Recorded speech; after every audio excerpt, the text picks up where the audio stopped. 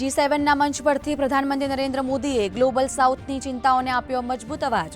જૂની વિચારસરણીથી આગળ વધીને સમાન ભાગીદારી ઉપર મૂક્યો ભાર.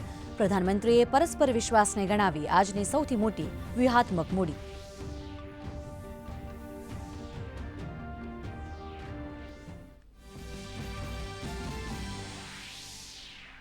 પ્રધાનમંત્રી નરેન્દ્ર મોદીએ G7 આઉટરીચ સત્રમાં ઉઠાવ્યો હોર્મુઝ સ્ટ્રેટમાં સી ફેરર્સની સુરક્ષાનો મુદ્દો. કહ્યું, ભારત કરે છે પશ્ચિમ એશિયામાં શાંતિના પ્રયાસોમાં થયેલી પ્રગતિનું સ્વાગત. તણાવ અને યુદ્ધોનો કાયમી ઉકેલ માત્ર વાતચીત અને ડિપ્લોમેસીથી જ શક્ય.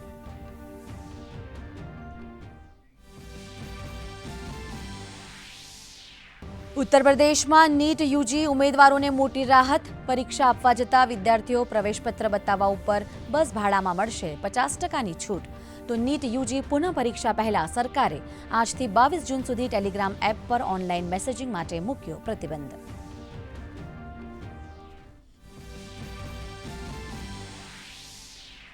વડોદરા હાઈવે પર ગોઝારો અકસ્માત. લક્ઝરી બસ હાઈવે પર આગળ ઉભેલી ટ્રકની પાછળ અથડાતા 6 લોકોના મોત, 30થી વધુ ઈજાગ્રસ્ત.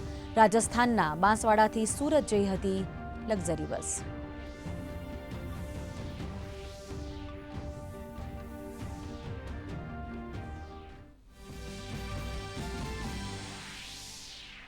કેન્દ્રીય મોટર વાહન નિયમોમાં કરાયા મહત્વપૂર્ણ સુધારા. 5 કે તેથી વધુ ચલણ ધરાવતા વાહન ચાલકનું ડ્રાઇવિંગ લાયસન્સ તાત્કાલિક ધોરણે કરાશે સસ્પેન્ડ.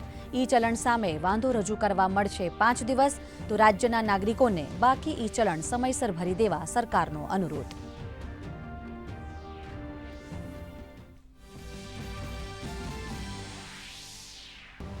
ગુજરાતમાં વરસાદની આગાહી વચ્ચે ગરમીના પારામાં નોંધાયો સામાન્ય ઘટાડો.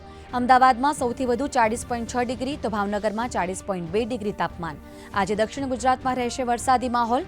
તો પશ્ચિમ બંગાળના હિમાલયન વિસ્તારો અને સિક્કિમમાં આજે ભારે વરસાદની આગાહી.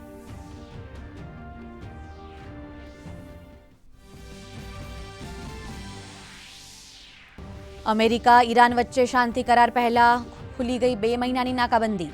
ઈરાની ક્રૂડ ઓઇલ ટેન્કરો અમેરિકાના પ્રતિબંધિત વિસ્તારોમાંથી નીકળ્યા બહાર. તો અમેરિકા ઈરાન વચ્ચે શાંતિ શરતો ટૂંક સમયમાં કરાશે જાહેર.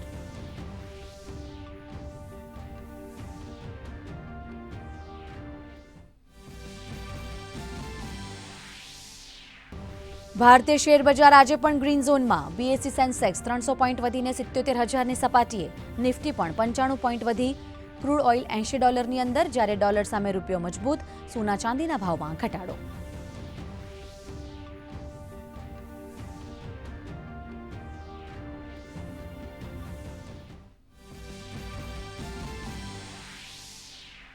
ફીફા વર્લ્ડ કપ 2026માં અલ્જેરિયા સામે લિયોનલ મેસીની શાનદાર હેટ્રિક. ફ્રાન્સે સેનેગલની ટીમને 3-1થી આપી માત. તો ફ્રાન્સ તરફથી કિલિયન એમ્બાપેએ ફટકાર્યા 2 નિર્ણાયક ગોલ.